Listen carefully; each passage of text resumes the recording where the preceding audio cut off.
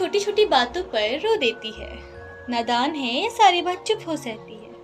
प्यारी है, सुंदर भी, मुस्कुराती तो बहुत खूबसूरत लगती है। राज तो बहुत है उसके, बस बताया कुछ करती है।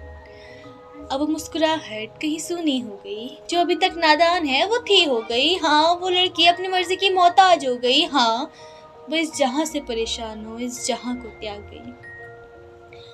अपनी मुस्कुराहट के पीछे वो गम यूं छुपा लेती थी, वह लोगों को सुन बस मुस्कुरा देती थी। उसकी वो आंखें चीख चीख कर कुछ बोलना चाहती थी, बस वो हर बात अपनी जुबान पे न लाती थी। वह खोई तो रहती थी कहीं, अक्सर कुछ सोचा भी करती थी। बहुत प्रश्न थे उसके, वह उन्हीं में उलझी रहती थी। कुछ थे अपने उसके, वो कुछ को अपना कहती थी। हाँ, वो ज्यादा नहीं, बस थोड़ा ही बोला करती थी। ऐसा नहीं था कि उसे बोलना नहीं आता था, ऐसा नहीं था कि उसे बोलना नहीं आता था। वह बस अपने राज बेहतरीन तरीके से छिपाना जानती थी। दूसरों की सजा वो खुद को दिया करती थी। वह परेशान हो अपने ही जिस्म को नोचा करती थी।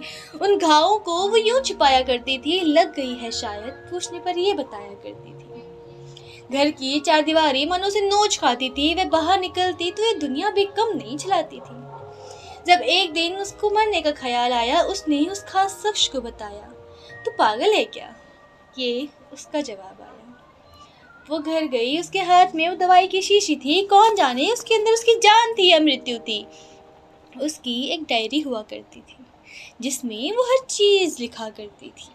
उसे पढ़ा तो पता चला कुछ हजार लोगों में से कुछ 100 के बीच कुछ 10 को चुना था उसने।